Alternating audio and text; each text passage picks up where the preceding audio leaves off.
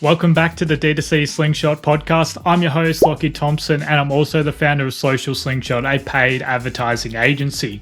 This podcast is your go-to resource for entrepreneurs seeking insights from industry leaders and experts. If you have magically stumbled across this podcast, then I'm truly grateful that you've chosen to listen. If you have any specific questions or topics you'd like us to cover, then don't hesitate to reach out to me on Instagram at Lockie Social Slingshot. While this podcast is tailored to the broader e-commerce community, if you are ever in need of direct marketing assistance, then Social Slingshot is here to help. Our mission is to drive as much success for as many e-commerce brands as possible by being the most results-driven and client-focused agency on the market. Now, with all that boring admin stuff taken care of, let's jump into today's episode.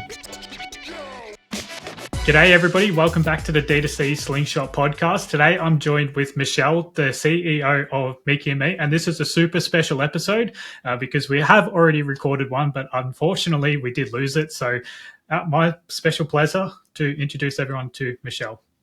Perfect. Thanks, Lockie. So as Lockie's already kindly said, I'm Michelle, the CEO of Mikki Me, and we provide a collection of thoughtfully designed, high quality and durable mealtime, organisational products and back to school essentials. And together with my husband, Tim, we are super passionate about empowering busy families to embrace structure and step off that perpetual hamster wheel so that they can better curate their time to embrace the moments that really matter. You know, they're the moments that create core memories for their kids, the moments of spontaneity, and the moments that leave an impact on our heart. Yeah, awesome. And how did you get started with Mikki Me? Yeah, sure. So I've always had an interest in entrepreneurship. It's something that I've had the fortune of being exposed to my entire life. My mum recently retired from a very successful daycare empire that she built. And my dad's always been involved in a lot of really cool silicon tech startups as well. So I've always been sort of exposed to that entrepreneurial spirit. I firmly believe it's something that's in my blood. But I've always never really known what I would like that business to look like, but I did have some set criteria. And one of those was I don't want anything that's bricks and mortar that requires me to physically be present. So obviously e-com fits well into that. And like most good e-com founders, I started my journey by solving a problem that I had for myself. So my first business was an Australian-made cloth nappy business. It's something that I started on parental leave with my daughter, and I was sewing cloth nappies from my dining room table. Purely scaled that organically. I just through word of mouth and had a Facebook group, and very quickly that became really overwhelming for me. So I had to try and outsource. And from there, I spent about 18 months working with trying to get an Australian manufacturer on board. This was during COVID, so I didn't want to go overseas to Chinese manufacturing. A lot of brands are already doing that, and I wanted to try and keep everything Australian made and at home. So I was just about to press go on our first several thousand units of that, just as my manufacturer called me and said, hey, we're actually closing down half our business. We're not going to be able to support you anymore. But through that journey, and before we got to that point of that manufacturer pulling out, I was thinking about the long-term play for that business. And for me, the cloth nappy community is really, really powerful, really sort of quite niche. But I didn't want to just get a customer in at the beginning when they've had a baby, because, you know, those kids grow up, they then, you know, you're into meal times and toddlers, and then it's kindy and it's school. So I was thinking about building a brand that, transcends all of those sort of life transitions for parents and their kids, because, you know, the struggles get different, but you still need good, high quality products to support you through that. So the quickest way home for me for that was going to be to acquire something. So my husband and I had sort of been tossing up the idea about acquiring already established brand, and something where we could visibly see through all the experience I had from the cloth nappy business of something that we could grow, and something where we could get a bunch of quick wins on the board. So whether that was through website optimization and those things. So really, it's a cloth nappy business that ignited the passion for e-com. But really, it's our acquisition story, which I think is by far the most interesting. And that's what I'm quite excited to share with you today. Yeah, for sure. And you've mentioned off air that you were able to grow by over 300% after acquiring that business. Do you just want to take me through some of those quick wins that you implemented? Yeah, sure. So our growth has been quite phenomenal. We're quite a seasonal business. The bread and butter of the business is in the back to school market. So January for us is our busiest month of the year. Um, and so we achieved 355% growth if we compare January 24, which we just went through, versus January 22, which was the final sort of season that the previous owner went through. And as part of that, we've had a 22% increase in AOV, which I'm super proud of, because I think AOV is, in a lot of ways, the lifeblood of any good e-com store. And even comparing, Jan 23 to Jan 24, we're up 110%. We had another 20% increase in AOV. So the journey of growth has been really exciting for us. It's not without its challenges.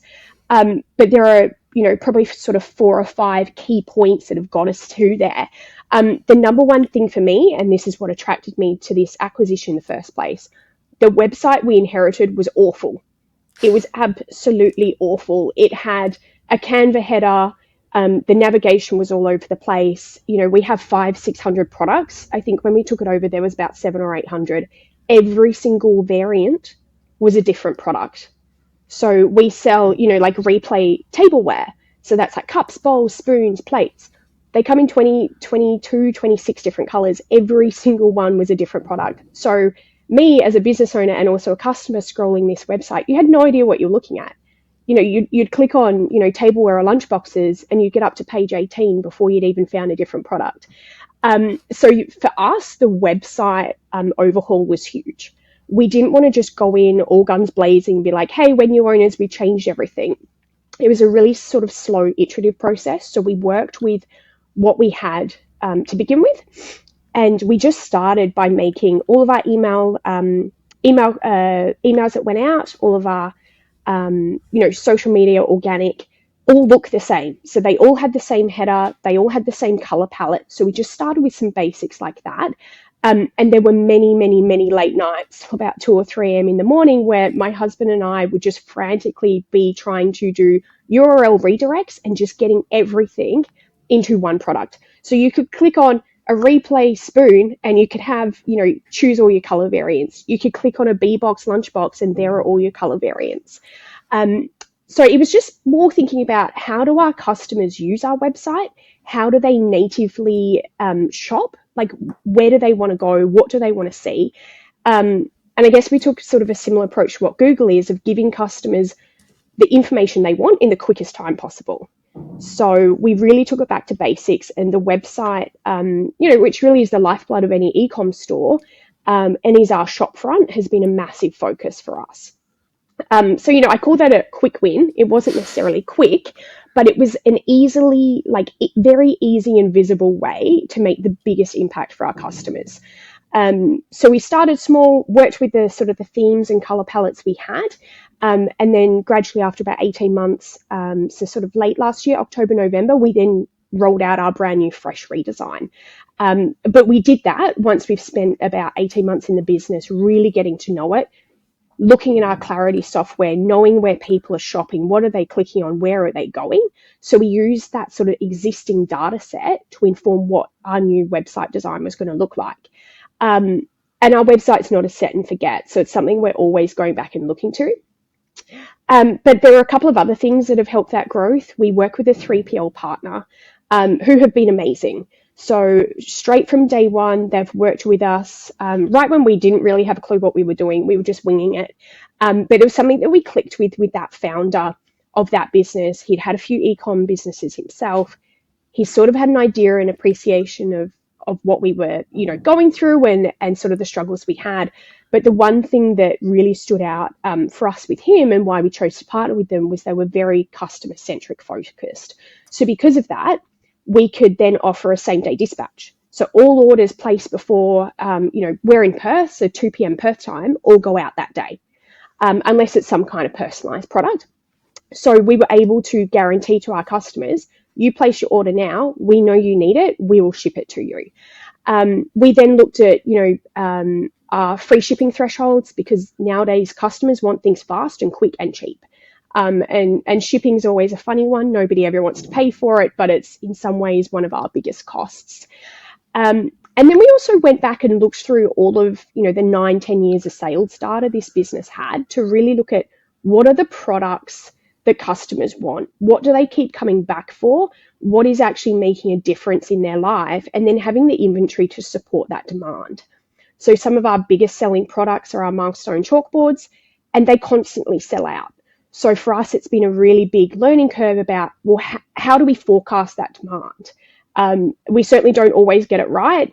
We still sell out all the time, which isn't a bad problem to have. But then, you finally scale your meta ads, you've got them working, and then suddenly you're like, oh God, we have no stock. So yeah, there's always things to work around and improve with that. And then also another thing that supported our growth is to really look at our marketing channels. So before we acquired the business, there was very little email marketing going on. So you spent all this money on meta ads, you've got all these new customers, and you're like, okay, bye, we'll just go find some more. So to me, that didn't really make any sense. And that was part of why acquiring this business seemed to fit, because there are a lot of sort of quick wins that we could get on the board, or easy ways that we could drastically improve the customer experience to get it into that place. And, nowadays we focus everything on video content and really around that emotional connection and creating that for our customers, so that the brand then becomes known as, Mikki Me is, that brand who knows that I struggle with, the cooking, the cleaning, everything, making everyone's lunchboxes, being the mum who's being pulled in 100 different directions. And having the tools and the customer support and the content around how to actually transform those elements of your life so you can get back to doing the fun stuff. But yeah, I think it's really number one thing, or the reason for our growth has been customer focus and making it easy from the minute a customer lands on our website to find their product, check out quickly, do a quick scan as to what other products we might like. So we do that by, either various pop-ups or things that come up in the cart, which is all based on, dynamic data about everyone else has bought this product, maybe you'd like this, but in a really non-intrusive way.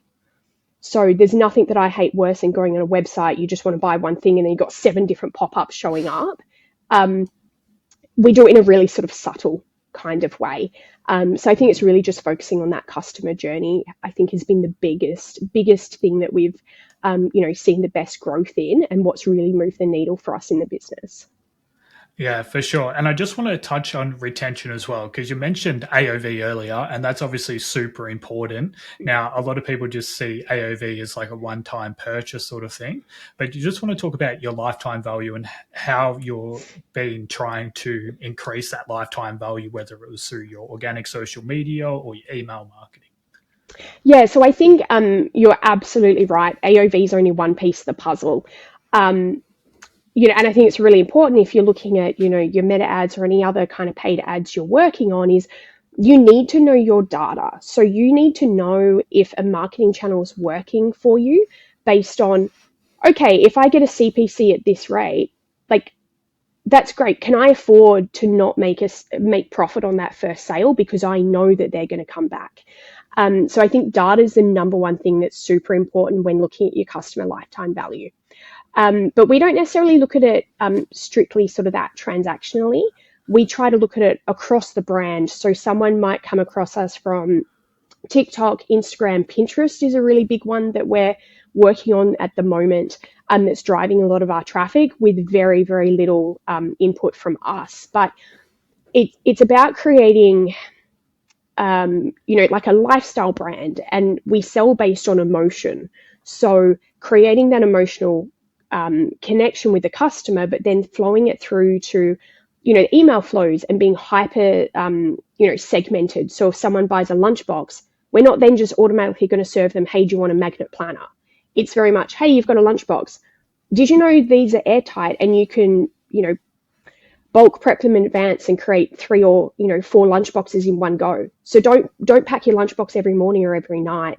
So we're focusing really on segmenting what customers are purchasing and then pushing them through a flow that's actually relevant for that product, and something that's relevant around not just you bought a lunchbox, here's a lunchbox accessory. It's you bought a lunchbox, this is how you can best use that product to get the most amount of time back in your day. So it's really focusing on like what the customer wants and what I assume they're using that product for. And again, we don't always get that right, but what we find is having a real customer centric and emotional connection focus is about understanding the customer, what they're doing, what their life stage looks like, and it helps that we have two little kids ourselves. So, you know, we're in the trenches. We've got a 2.5-year-old and a 4.5-year-old, so life is crazy. But I think it's really that long-term play and giving them relevant, useful content. Yeah, I And so was just that's about to ask about your organic social media at the moment because I had a look, and at the moment you're posting like a lot of recipe videos, or you just cooking. It's like not even promoting the lunchboxes, for example. It's just content and building that trust and relationship with your brand. And I know for myself, like I'm always stuck with meal ideas, and all I have to do is pretty much feed myself. So I can't imagine having kids or having to come up with meal ideas for somebody else as well. And yeah, just coming back and always like that's a really good source to get people coming back and referring to whether like cooking videos. Like I follow that many on Instagram because I'm always looking for ideas. So that's a perfect way, top of funnel, and like you're not even selling anything either. Yeah, and it's really funny. We notice, so a lot of what we focus on now is video content. And it's not like we're even trying to move away from the typical UGC video style where it's, you know, a content creator, but it's clearly designed as an ad. Yeah. Because I think, you know, everyone, you know, social media has been around now for so long that people just look at a video and they're like, oh, like clearly this is an ad. So, you know, you just instantly turn off. So we're now trying to look at how can we actually get that engagement, maintain that engagement, and build that that brand trust and recognition. And what I find is sharing recipes, both for like feeding toddlers is a huge one for us, but you know, things that save families time. So can you bulk prep and freeze things for the lunchbox? So when it's, you know, midnight and you've suddenly realized, oh God, it's Wednesday, I've got 2 lunchboxes to do, you can just go to your freezer, pull some stuff out, chuck it in, chop up a cucumber or an apple or whatever you've got, and you're done in about 5 minutes. So that's why we're sort of focusing more on that like lifestyle type content. And that does translate into revenue for us. But at the same time, for me, it's really easy content for me to create. So I have to use these products myself. So I just have a stand, I chuck it on. You know, we've got this huge catalog of raw data to go through, which is always another problem, but it's just easy. It works with our lifestyle, but we're in the trenches, we're using these products. And I think a huge thing that drains a lot of, you know, mothers in particular, their mental load and everything is around getting the kids to school, feeding the kids. You spend all this time making a meal for, you know, your kid, and then they throw it on the floor and you're like, oh, great, here's the 2-minute noodles again. So I think it's having a real sort of customer centric focus, I think, is what it all comes back to. And realizing that parents don't want to be stuck in the kitchen making lunchboxes. They don't want to be stuck in the kitchen making dinner. You know, you want to be able to get home and just chuck something in an air fryer or chuck something in an oven to heat up and just go, you know, run around in the garden with the kids for an hour. So that's really what we're focusing on. Yeah, a super relatable content as well. And I worked with High Chair Catchy for quite a while, and pretty much all their content is a baby throwing food off their high chair, and like all that. It's a bit of plastic that goes on the bottom of a high chair and catches it for cleanup and stuff like that. I have a Catchy, and I'm a mad fan of it. I worked with High Chair Catchy for quite a while, and all their content is pretty much just babies throwing food onto the floor and destroying the mother's mood pretty much because they spent all this time slaving making this food. So what they built was just a Catchy bit of plastic that goes on the bottom of a high chair to make cleanup a bit easier. Now, it was pretty controversial as well because a lot of comments were, my baby's an Olympic thrower, no way that thing's going to work. And then the other half is, oh my God, this is the best thing ever. So it's just that relatable content that happens in everyday life. And a lot of businesses are worried about their brand and looking polished and all that sort of thing. But what worked for those guys was absolute chaos. So I can see why that's working quite well for you at the moment. Yeah, and I mean, it's quite funny. We actually have a Catchy, greatest product ever. Like, I absolutely loved it. But, you know, even if you look at our TikTok, it's not really like product based. And what we're doing now as well is when we're working with UGC creators and getting that content made, whether it's for a lunchbox, a magnetic planner, a personalized wall planner, anything like that, we don't want the traditional UGC ad video where it's a creator, talking about some kind of problem and then the product's everywhere and then it's like, go buy the product. I think consumers now are really savvy to that kind of content. So what we're actually moving away from is this more organic, just product in use, but it's not, and it is a bit controversial because there is no traditional like call to action at the end of go buy this, you have to buy this now. And that's been a really interesting experiment for us. And you can kind of see like a lot of brands are starting to move that way, but really what we're trying to do here, more like vlogging rather than yes, the heavy UGC style. Yeah, and we're doing some testing with that at the moment, in our ad accounts and things where, we're testing this more like emotional, I call it emotional connection video content versus the traditional UGC ad.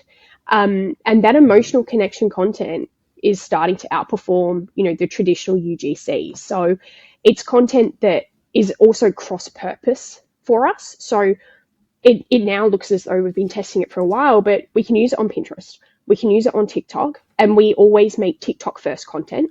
A little bit controversial. I know a lot of people are like, no, like TikTok, but I think that's what TikTok has taught us, is that style is what resonates with people. So if I'm ever doing a brief for a creator, it's always, would I watch this on TikTok? How many hours of my life have I wasted on TikTok? And is this something that's actually going to be interesting to me? So we think TikTok first, creative, and then we can use it across all our channels because it's not so much an ad. It's just both organic and, content that can be on our Pinterest board. It can be on our TikTok. It can be on our Instagram, which then means as a brand, I'm not creating hundreds of pieces of content. I can use one piece of content in a multitude of different ways. Yeah. And then me as a Facebook advertiser, I absolutely love TikTok content because it performs so well on Facebook. But if you make a piece of content on Facebook, for example, a static image, you can't post that on TikTok and it just doesn't work. So yeah, TikTok first content. I made a note about that. So I'll definitely be using that one.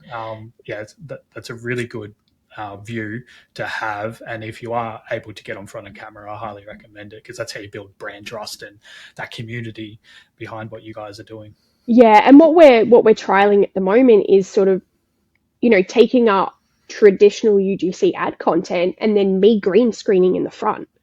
Yeah. So you can kind of still repurpose that old content and make it fresh again. So yeah, there's a couple of things that we're sort of experimenting with as well, but I think, and really that's what I'm sure at some point we'll talk about the 3PL, but that's one of the biggest benefits for us of using a 3PL is we're not wasting our time packing orders. We are spending our time on the business, not in the business. So we can be really creative and we've got the time and the space to think customer first and time to use those products and use them well. And then that flows into product development as well. So we can actually stay relevant, stay front of mind, and keep iterating on products and delivering for customers what they expect and what they actually want. And even the products they don't even realize they need until they've got it. Yeah, for sure. I coach in a e-commerce community, and all the business owners in there are always so time poor because they're always packing orders. So I think as soon as you can get out of that and it's viable for you to do so, the better. Because as you said, then you can focus more on your community building and becoming the face of the brand essentially. And I know that you've had some troubles with the 3PL, but you ended up sticking through that relationship and seeing it out. Just want to talk about how you went about picking a 3PL and then why you chose to stay with them through some rough waters. Yeah, sure. So I think the number one thing when looking at any 3PL, and I sort of have this same approach with any agency or freelancer or anyone I'm working with, is what is that business founder's values and do they suit my values? So the one thing that struck me with this 3PL when we first met them was they're local to me, which is good because when there are problems, I can just pop up in their warehouse. They probably don't like that so much, but hey, yeah. Michelle's here. Oh God, run. But as a brand owner, it's really good because I can pop in and build that one-on-one relationship with them. Even my husband dropped some stuff off this morning, and he sent me this giant long video message of, hey, we're chatting with our warehouse manager, and here are some cool ideas we've got. So they're even now making content for us, which is epic, because the biggest downside I was going to say about a 3PL is you don't have a warehouse. So you can't do those sort of like viral TikTok videos of the behind the scenes content. You can't have someone on a pallet zooming around making something really fun, because you don't have your stock. So I think the number one thing is pick a founder whose values match yours, and are they customer centric focused? And that's really what we got quite lucky with. And the 3PL we work with are very much, customer aligned. So they fully understand that as our business grows, their business grows as well. So, we did run into some issues over January, which was unfortunate because we had forecast our growth pretty accurately. And they didn't have the support for that. So they'd had some people go on leave. January is generally a traditionally quieter time. So we ran into some issues, and it was not great. We normally have a same day dispatch. Our dispatch times were getting out to almost a week. It was awful. It was stressful because for us, any purchase from Boxing Day really through to late January, it has like a hard start date. Like kids go back to school, and we know that parents are buying from us in that period because they want it before the first day of term. We're somewhat fortunate that some states have a staggered start. So Queensland's usually first, then Tasmania, South Australia a bit later. So we worked with our 3PL. We said, hey guys, Queensland are going back in like a week and a half. Like this is business critical for us. And once we broke it down for them, and, we have that relationship that we'd spent, the last 18 months working on, we could say to them, guys, we need to be sending this out express. We need to be doing overtime. They were coming in on the weekend, and they got it done. But at the same time, the biggest lesson we learned from that was you need to build that relationship, because I've got other friends with e-com businesses. They've been massively burnt by their 3PLs. There are some people who just really don't care. They're just like, oh, well, I've got your stock. So if you want to have a business, like I'm basically holding your stock hostage.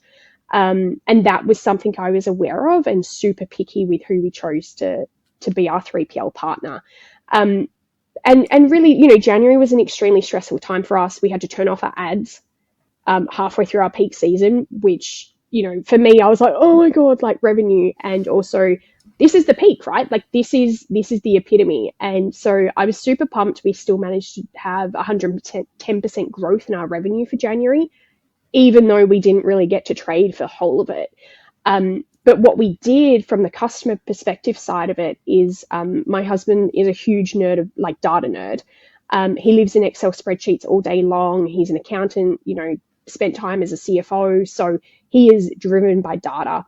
So we were really quick to identify who are our affected customers, what state do they live in, what products have they ordered, and what is the quickest way for us to get that product to them. So did we have to split an order? Did we have to give them a free upgrade to Express? We used a bunch of models to work out those best options, and we then sent them a super personalized email saying, hey, Sandra, we know you've ordered this, this, this, this, and this. This is the problem we've got. This is what we're doing to fix it. We're going to give you a free upgrade or whatever the solution was, and say, can you let us know within, say, 48 hours if you want us to do something different? We're happy to refund it. But if you can let us know what you want to do by this specific time, we can make that happen for you. So I think, the number one lesson for us was have a really good values-driven partnership with your 3PL. Constantly work at that relationship. Like it's not just a set and forget, because also if we ever want to leave that 3PL, we need to have some relationship strings that we can pull, because you hear absolute horror stories of 3PLs where they don't care about your dispatch time. They'll sell you the world. They can't deliver. They charge you extortionate amounts for stocking your or storing your stock. And then if you want to leave, they're like, well, that's great. We're going to charge you a $20, $30, $40, $1 pick fee for every single SKU that you have here and every single product. So, it's a massive cost to leave a 3PL. And I think that's one thing that a lot of brand founders don't realize at the time they sign up with a 3PL. 3PLs are usually really good at selling their services, but the proof's in the pudding. And sometimes you don't know that until you're already in it. So my best advice for anyone looking at a 3PL is look at the exit. What does that exit look like? Because that's going to be a really good determining factor for, or a good gauge of what that relationship could be like. So I think that's really important. But I mean, like you alluded to earlier, the number one thing you can do as a brand, if you don't want to go out and sign a 3-5 year lease for a warehouse, get into a 3PL and be super picky about it, because you buy back so much of your time. You're not there picking orders. And then even come up with creative ways and build that relationship. So at the moment, we noticed a while ago that's like, oh, we don't have any behind the scenes content. Like, what can we do? So we've just been experimenting with them, and they are super on board with it because they're in a slightly quieter period. So it's like, hey guys, can we just batch, I don't know, like 50 pieces of content now that we can then use throughout the year? And they're having a lot of fun with it. So definitely watch this space and we'll see what we can do. But that's also another service offering for them that they hadn't even thought about. So it's very much a symbiotic relationship where we bring ideas, they bring ideas, but the crux of it is, do they have the staffing levels? Can they support you in the busiest time of year? And what is their dispute resolution process? Like, are they the type of person who instantly puts their hand up and says, I'm really sorry, I know this is not good enough, we have let you down? And that's exactly what our 3PL did.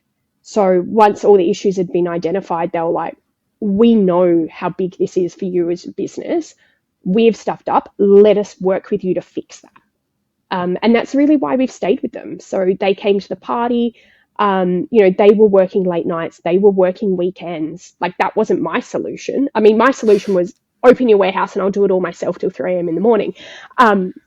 But yeah, funnily enough, they didn't go down that path. But they come up with their own ways that they could work around it and support us. But the only reason we got there was because we'd built that relationship. Yeah, for sure. Now, we're already running a little bit over time, but I'm sure something that's going to be super valuable for everyone is just touching on your time management skills, because I'm not sure if we mentioned this earlier, but you're also a commercial lawyer, you're a mum of 2, and then you also operate this e-commerce business. You're extremely busy, but you still seem to get everything done. I mean, look, as someone who is a probably highly likely undiagnosed ADHD person, which is something I'm looking into, but I think for me, I'm just very much don't say no to anything. I think things come into your life for a reason, and I'm very much a go, go, go kind of person. But what I realized as a parent is like, oh God, I don't just have to feed myself and get myself dressed. I've got these 2 other people who are like, Mom, what am I doing? Can I wear the yellow shirt? And you're like, oh. But what I realized from that is, taking from my, corporate legal career, I was a litigator doing court work for about 7 years. So that is very much hard and fast deadlines. Courts don't care about your social life. They don't care how many other matters you've got on. They just say, Michelle, you've got to get this piece of work done by this date. So I took that approach and then applied that to my parenting life as well. So I developed a system back in 2014 to manage my court deadlines. And it was like a monthly view. I had all of my key clients listed, and I could see very instantly what I had to be where and when. And we've now transformed that into our own personalized planning product as well, but made it better. So instead of an ugly piece of white paper that I used to have, it's now got a cool photo of us as a family on the back. So that's been really good. So number one, delegation. Really, really have to be good at delegation. But aside from that, I balance both roles because the e-com side of it gives me a really fun, creative outlet that I don't get in my legal side. But my legal side has taught me how to manage it all and how to split my time effectively. So I think I'm really good at using time with intention. So that goes through meal planning, being, not wasting time taking 6 trips to the shopping centre every week because you've forgotten the milk and then you need ham because you've got to make a sandwich and then you've forgotten the apples because the kid's eaten them all. It's very much like using time with intention. But I also am really smart with what we do in our home life. So we hire a cleaner and I now have someone who does my laundry. So, that's great. And a lot of people look at me and say, oh, that's because you can afford it. But I don't look at it as an expense. I look at it as an opportunity. So what can I achieve in my business with that time that I get back to get the most amount of value? So I don't look at it as spending, X amount a week on someone doing my laundry, washing it, drying it, folding it, returning it to me in a beautiful basket. My magical unicorn, I absolutely love Lara. But so instead of that being an expense, it's an opportunity. So instead of me spending, those 3-4 hours a week doing laundry, I now dedicate that to the business. So it's about working smarter, not harder, and how you structure your time during the week. Cool. Yeah, for sure. I wish I had somebody to do my laundry, but unfortunately, I'm just somebody who works from home and my girlfriend's a teacher, so I've got the short end of the straw there. So. But, at least if you're at home, though, you can be in super comfy clothes and hopefully you don't have to iron too much. Yeah, well, I got the trackies on. Love it. Love it. Business up the top, party down below. It's That's great. right. The black shirt doesn't change too much either. No, so. No. Look, it's easy. It's easy. Chuck them in the wash, out you go. But I think for us, looking at our home life and what can we outsource has been the biggest game changer for us. So that, the next problem for us to solve is getting my husband out of cleaning the kitchen, because I love to cook, but I love to use every single implement in the house possible. So we've got 17 spoons. I'll use all of them, even if I'm just making a cheese toastie and he's like, what the hell? So I think it's just using time with intention, setting goals, and mapping out what is the quickest way home to do that. So you're not scrolling in bed on, TikTok till 2 a.m. in the morning. I'm still guilty of that, but I just try to use, my time with intention and delegate tasks to other people so I can write my kids' kindy birthday parties I've got to go to, which is like one a weekend. And all of a sudden my husband sees it on our wall planning. He's like, oh, Michelle's got all these parties. Okay. And then last week he turned up and he had 6 pre-wrapped gifts in the gift cupboard. And I was like, I didn't even ask him. He's just done it. So, it's communicating with those people around you and with your family, so you can then spend it doing the fun stuff and creating those core memories for your kids that you actually care about. Yeah, for sure. Now, before I let you get on another rant, we're a bit over time today. So I know you're busy as well. So you just want to quickly wrap this up by leaving the guests with a thought or a unique thing to you that's really helped you out in your career so far. And then also give a quick plug to your socials. Yeah, sure. So I think the number one thing is build a community. So become friends with other e-com owners, join, there's plenty of free Facebook groups and other groups around, like join those.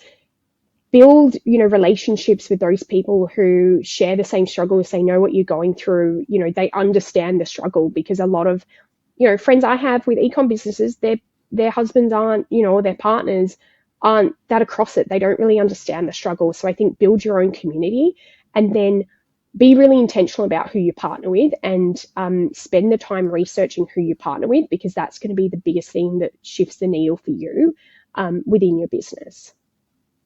Cool. Thanks so much for coming on today and re-recording, of course. I'm sure the guests will get a lot out of it. And to be honest, this was one of my favorite episodes. So everybody, I'm sure they enjoyed it. And just give a quick plug to your socials and we'll wrap this one up. Yeah, sure. So if you need some time-saving tips for managing busy family life, make sure you follow us at Mikki Me. We're on Instagram, TikTok, Pinterest. And of course, you can email me anytime you like as well. We're always here. Great. We'll see everybody on the next episode.